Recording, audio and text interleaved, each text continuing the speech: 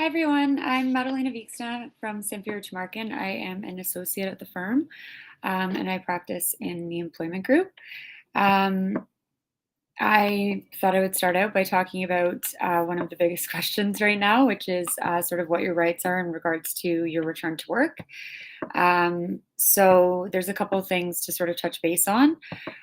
First off, your employer can ask you to come back to work, even though you're in the midst of obviously COVID-19 is still an ongoing concern for many people. Now, the caveat on that is that your employer does have to continue to comply with all government mandated COVID-19 safety protocols.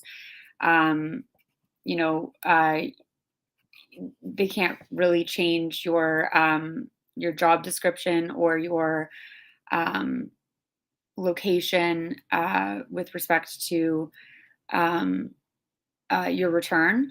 Um,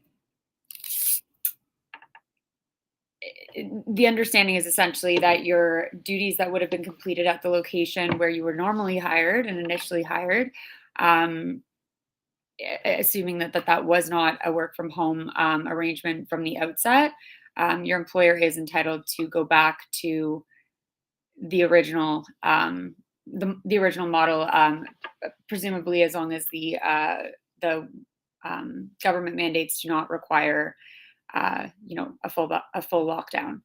Um, Now, many places are being a bit more flexible than they maybe were before the pandemic. One of the ways that employers are sort of dealing with the reluctancy to return to work that they're experiencing with some of their employees is by allowing some sort of a hybrid model. So that could be anything from, 1 to 3 days in the office, maybe even more, and a couple days at home. It could be just having some flexibility with respect to time off or, extended I guess, access to the ability to take some time away from the office if there's the need to do so. For example, if you have children and your child requires childcare, your employer may be more flexible at this point than they may have been before with respect to accommodating that, or may have more options available to you. I mean, of course, as I've spoken about before, your employer is required to accommodate you on the basis of family status in the event that there is a school shutdown and you know you have childcare obligations and there's no other options available to you. But that being said, I think that there just generally have seemed to be more, um, I guess, more flexibility with respect to what options you could have. So whether that means that they allow you to work from home while the entire school shutdown is happening, whether that means, you work sort of flexible hours during the day as long as you're getting your full, weekly hours in. That certainly seems to be a bit more common, that there's a bit more leniency in that regard. Another point that I just wanted to raise before I answer the question that you've put out there, Melinda, is that if you are recalled to work in the office, not from a layoff necessarily, I'm talking about just if you've been work from home for the last little while, and now you are being asked to return to the office. If you refuse to return to work on site, your employer could potentially frame that as a resignation, um, especially in the event that your contract of employment does not contemplate a work from home provision, doesn't, didn't allow for that prior to the pandemic, and, hasn't been revised in the meantime. Um, those who are, hesitant about returning to work, whether it's that you yourself are just concerned about, being in that environment, or whether just more generally, um, there's sort of just concerns about the overall impact of COVID-19 on your workplace or on you in the event that you are commuting or whatnot. Um, Really, you should be raising those concerns with your employer. Your employer is not a mind reader. They can't know that you have, an elderly parent who lives with you unless you tell them. They can't know that you have a potential health condition or something along those lines that makes you particularly vulnerable, um, or even just know of the fact that you have these concerns unless you raise them with them. We're seeing employers be fairly flexible and compassionate in at this point, or most employers. And as a result of that, it means that if you raise it with them, um, maybe you'll get what it is that you're asking for. You don't know unless you ask, and if you don't ask, you'll never know. An employer can't just know that these things, or even assume that these things are a factor in your hesitancy. So it's important for you as the employee, if you do have these types of concerns, to bring them to your employer yourself and try and work with them to find a solution that is, workable on both sides. Obviously, you as well should exercise some flexibility in terms of what your expectations are. But certainly, I would advise that you raise any concerns like that with your employer. And see if you can work it out. See if you can find something that works for both of you. Now, Melinda from YouTube asked, "How can I deal with workplace harassment and discrimination? I reported the issue to HR, and now it seems my supervisor is targeting me to make me look bad and possibly fire me." Um, so first and foremost, HR is essentially generally speaking, HR tends to act as a sort of shield for the employer. They're usually on or in most cases, I would advise that if you have an incident that you believe needs to be brought to HR, I would also consider speaking to an employment lawyer. There's very often a disconnect between the sort of general perception of what human resources does and their very close affiliation with the company itself. They work for the company. So it's important to always remember that, in especially in situations such as what you're describing, Melinda. When you reported it to HR, one of the things that you're going to want to, I guess, be aware of is that they're required to.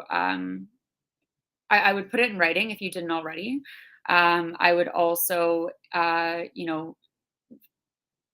think about whether or not you were, given a proper interview. Um, Try and, keep keep an eye on whether or not anyone else has been interviewed. Has an investigation of any kind been done? There is an obligation under the Occupational Health and Safety Act for your employer to investigate claims of harassment, and determine whether or not are there is validity and whether or not there are things that they need steps that they need to be taking.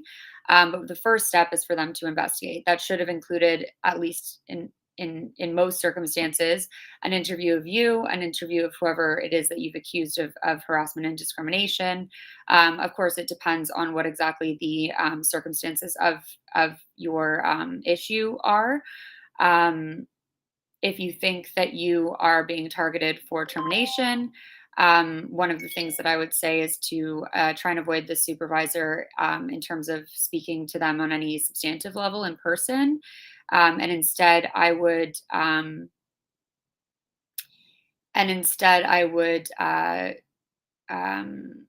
put as much as you can in writing, and keep records of sort of interactions that you find to be problematic.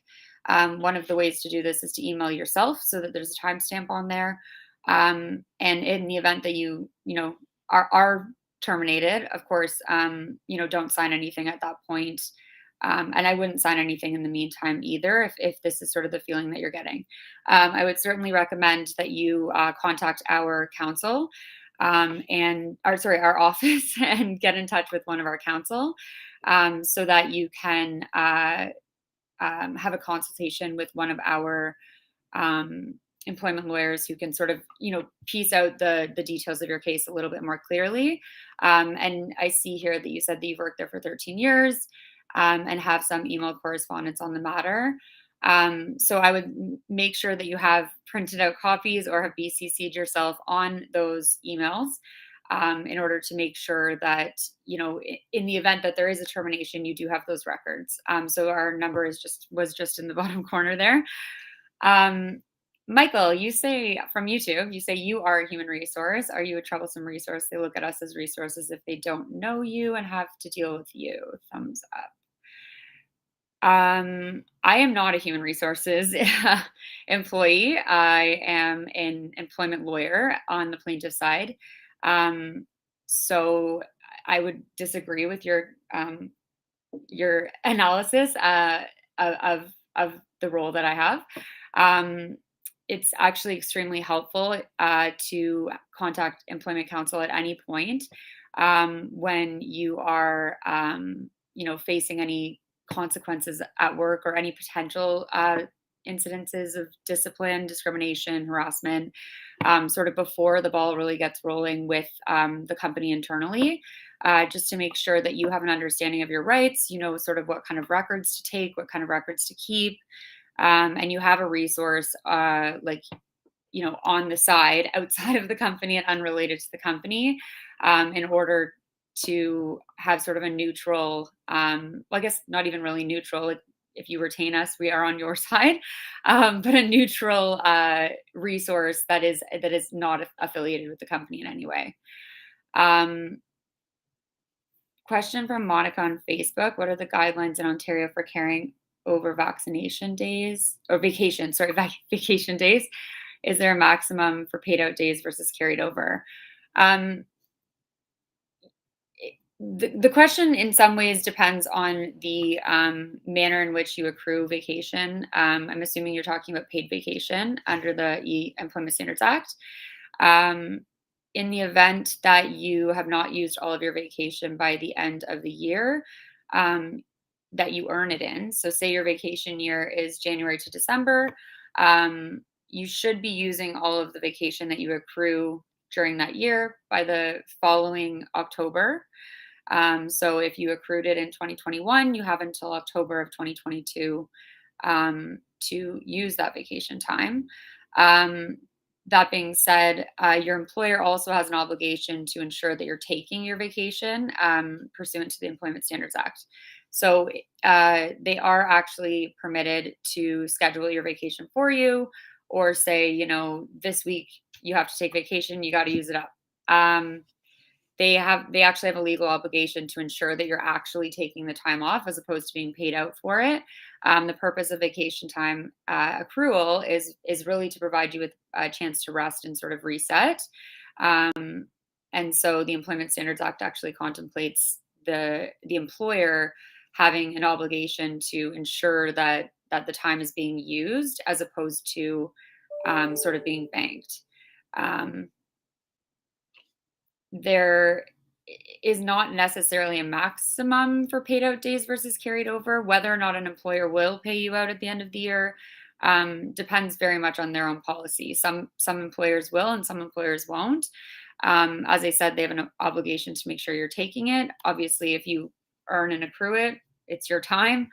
But you should be cognizant of the fact that you are required, like they are required to make sure you take it. So you don't want to have it go to waste, essentially. So Melinda's back with another from YouTube. Sorry, is back with another follow up. I guess there's not a lot of understanding about HR and who they represent. Is this something you see a lot? I always thought HR was there to protect employees, but it doesn't seem that that's so. Yes. So in my experience, HR essentially works as a in between between an employee's issue and the employer's liability. Now, that's not to say that they're never on your side, and of course they deal with a lot of different other issues, but I'm talking in terms of things where potential litigation can come into play. There's sort of the first point of contact when there's an issue within the employment context. So something like a report of discrimination, HR might, take down your complaint. They might do the initial interviews. Sometimes it's sent to a third party. But ultimately, you have to remember that HR is paid by the employer if they work for the employer. And so their role is obviously to do things like deal with onboarding new employees, assisting in terminations, assisting in sort of vacation pay issues and all of that kind of thing. But at the same time, if you're coming to them with a problem, and it's a relatively serious problem, um, you just have to remember that they work for the company. Essentially, I guess is what I was trying to say. One thing that I also think, just one thing that I've been recommending to clients, new and old, is that if you have what you would consider a serious issue or sort of a complicated one, um, not requesting something like a medical leave necessarily, but if you're, potentially denied a medical leave, something like that, I think it's better to speak to employment counsel earlier as opposed to later. That way you have sort of a guide as you go through the process. And it could be absolutely that any company or that the company complies completely with its obligations. But just so that you have a better understanding of your rights and and their obligations and sort of how to navigate that system, it can be extremely stressful for the employee. So I think if it's possible for you, and our numbers our emails at the bottom of the or sorry, our website is at the bottom of the screen, and you can find our contact for intake there. But just generally, I think that it can be an extremely stressful process. Most people don't really understand their employment rights to the extent that an employment lawyer would. And it's important to have some guidance, I think, when some of these types of situations are coming up. So again, Melinda, I would recommend that you contact our office and set up a consultation with one of our lawyers so we can really understand the more detailed and nuanced context of your issue. So I have a question from G on Facebook, or Guy, I'm sorry if I said that wrong. If an employer will not give severance after receiving a demand letter, what's the next thing I should do? Excuse me, sorry. So I'm not totally sure in respect to this question if you mean that you sent them a letter yourself, asking them to pay severance to you, or if you have retained counsel potentially elsewhere, and have not, received a favorable response. In terms of the severance request that you've made of your employer, regardless of which scenario we're talking about, there are a number of factors, and it is contextual and individualized, in terms of sort of what your entitlements would be, and how we would go about pursuing those. So again, I think Guy or G, sorry, I'm not sure. It would be best to contact our office and speak with one of our counsel. Now, that's assuming that you don't already have employment counsel. If you do have employment counsel and they wrote the demand letter for you, you can absolutely contact us as well, and we can take a look at what's going on. But if you do have counsel, your next step should be dictated by them, and somebody also who knows sort of more about your situation in particular, and what your factors are in terms of your age, your length of service, your position, what the job market's like for you, which are the factors that go into determining how much severance you're owed. And in addition to that, sort of understand the context of the termination. Presumably, there's been a termination if you're pursuing severance, but there's a difference between a constructive termination and a direct termination. And what your next steps would be would depend largely on sort of the facts of your case. Videoland from YouTube said, we're going to arbitration due to vaccine policy. How long does the process take? And explain the procedure, union member. So I don't actually represent unionized employees myself. So, but I can speak sort of at a high level about the arbitration process. In terms of how long the process takes, it really depends on a number of factors. It's sort of similar to booking a trial with the court, where you have to sort of go through a number of different sort of evaluations to determine how much time it is that you're going to need. It'll depend on things like, how many witnesses there are, and what the issue is in particular. I see that you're saying vaccine policy, but it will depend in part again on what the policy itself says and what approach your lawyer for the union is taking. An arbitration is sort of similar to a court proceeding, but it is private. So it is, or usually it is private. With unions, it can be done through other avenues, but it's essentially a single decision maker who evaluates the case in a similar way to the way that a judge would, looks at case law, looks at the facts, looks at the, in your case, the policy, and makes a decision. But that decision is binding. So unlike in the court where you can appeal the decision that was made if it doesn't go in your favor, arbitration is a binding decision and there is no appeal process. So that's the biggest difference. Recently, with respect to vaccine cases, we have seen a number of arbitration decisions come out about them, but we have not yet seen a decision from the court system. So it can be a faster process. It depends, again, on sort of how you get the arbitrator appointed and their availability and the availability of your counsel. Ashley from Facebook said, I'm on medical leave of absence due to a toxic environment. I'm on accounting clerk/admin. Sorry, one second. I just scrolled down. The company has a posting up for the receptionist position. The receptionist will be doing my job. Is this considered a constructive dismissal? Ashley, I would again recommend that you contact our office and have a consultation with one of our lawyers. There's a number of sort of things that I don't know from this brief summary. You say here that you're an accounting clerk/admin, but then they have a posting up for the receptionist position. It's not clear from this whether or not the receptionist is going to be permanently doing your role or whether they're sort of taking over just in the interim in order to facilitate your medical leave. The titles that you've provided, they are differential titles. It's possible it could be a constructive dismissal in the event that you are terminated while you're on a medical, or not terminated, in the event that there's no position for you to return to. But again, I would need further information from you. So I would say to please contact our office and one of our lawyers can assist. Bill said, can an employer delete any unused vacation time or days not taken for the previous year from your vacation account? I assume when you say vacation account that you mean like your banked vacation days that sort of accrued over the course of the year.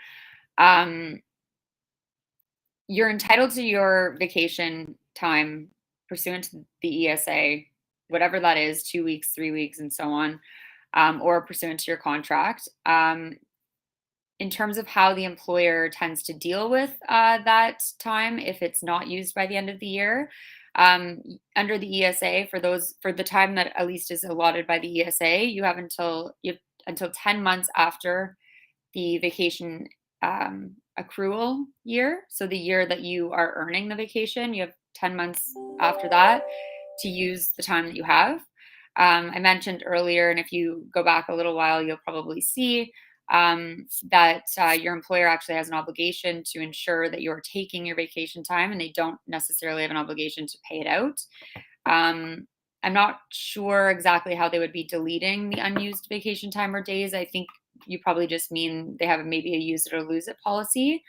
But if you're having issues with vacation, you could call the Ministry of Labor. They have sort of the guidance that you're able to access there. Or you could call our office and set up a consultation and have somebody sort of take a look at your specific situation and exactly what's been going on. Parental Advisory from YouTube says, what do you do if you have a disability and they fail to meet your accommodations more than 5 times? So again, I know I keep saying this. But for these types of very specific questions, it's truly important that you consult like actual employment counsel and somebody who can like take a look at your documents and get more details about your specific situation. So, parental advisory from YouTube, I would suggest again that you call our office and set up a consultation.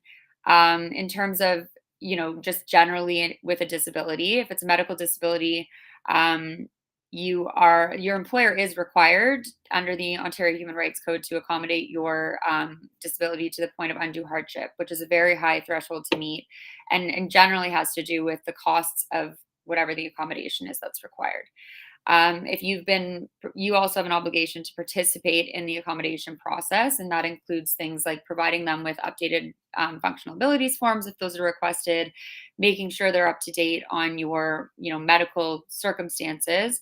However, you are not required to provide them with a medical diagnosis, and they are not entitled to receive that. When I say providing them with medical information, what I'm talking about is a note from your doctor that effectively just says, so and so needs to be off for this amount of time. They'll be reevaluated then and continue to be under my care. So something along those lines, as you can, tell, that doesn't say so and so is off because they have a broken leg or whatever. You don't have any obligation to provide that kind of detail to your employer, and they're not entitled to your diagnosis or specific medical information. Um, that being said, based on your question, it seems like they have sort of repeatedly been ignoring your accommodation requests. Again, I would say contact our office because we'll have to really understand what it is that you've been requesting, what your position is, how you've been requesting it, and whether or not you've been providing sort of the necessary information for them to be able to evaluate whether it's possible to do those accommodations. But as a general rule, if you have a medical disability and you request accommodation, your employer is obligated to work with you to find sufficient or effective ways to accommodate the restrictions that you might have. They are required to ask for medical support, but not for your diagnosis. And you should be providing sort of regular updates to ensure that you are that they have an understanding of sort of how long you're going to be off, or how long these restrictions will last, or what they are and what that means for you in the workplace. Julia says, my employer placed me on an unpaid layoff and now is claiming that I quit because I didn't call frequently enough to check if I could return to work. Can they do that? I did try contacting them. Your employer cannot assume a resignation. A resignation has to be provided by you voluntarily and freely given. It cannot be assumed that you have resigned. It cannot be imposed upon you. Your employer can take this position if they want to, but the case law says that it's not successful. If you didn't give your resignation, then you didn't quit. You were terminated. So, Julia, I would suggest there's also not really an obligation to call frequently to check in on whether you can return to work. Your employer imposed potentially an illegal layoff at the outset. Now, it depends. There is a concern that I have with respect to that. I would say to absolutely, sorry about that, everyone. I would say to absolutely contact employment counsel as soon as possible, depending on the date of your layoff. You have 2 years from the date of your termination, or the date of your initial layoff, or potentially in your case, Julia, the date that they alleged you quit. You only have 2 years to bring a claim for a constructive termination, just to bring a claim in general. Now, due to COVID, there was a slight change in the legislation, which potentially or does allow you to sorry about that. That does allow you to essentially the courts were closed for 6 months, and so there's sort of an extended 6-month period. However, my recommendation, regardless of that extension by way of the legislation, is to make sure that you are in touch with an employment lawyer with enough time that the 2-year mark, is not going to expire. In the event that you've passed that or you're very close to that, I would still say to call us. I think it's still probably worthwhile speaking to somebody. It's just if you can call before the 2-year mark, that would be better. Just it's just a better idea. The current reception Ashley followed up with the current receptionist will be doing my job and they are looking to hire someone for the receptionist position. Okay, so Ashley, as I said before, I think it's probably best that you call and speak to somebody in our office. In terms of whether you have a constructive termination, it really depends. Has there been any indication to you at this point that this is a permanent replacement? Has there been any indication that you will not be returned to work from your medical leave?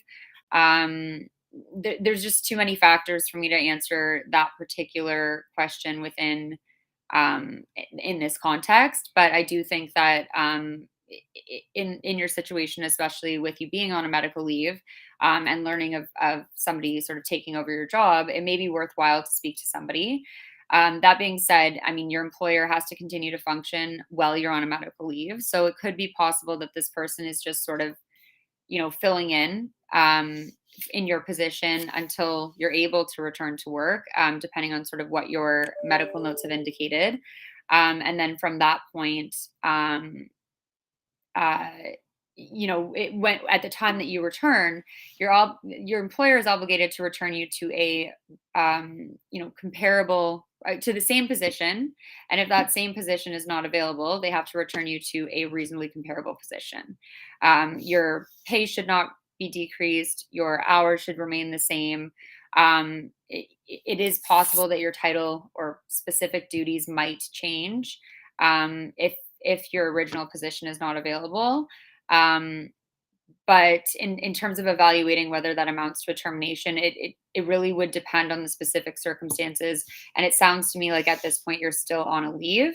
I would say to contact us now and sort of get an understanding and give us a bit more insight into your employment.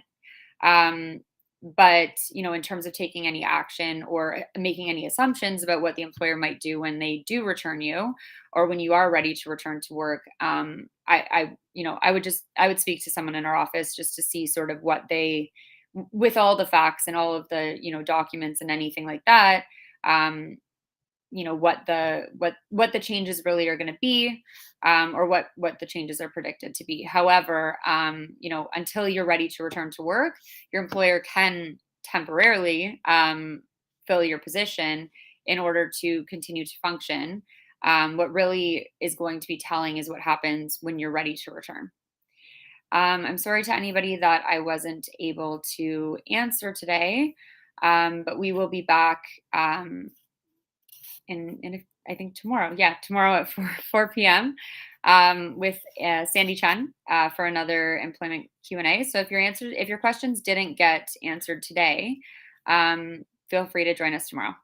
Thanks very much, and have a nice day.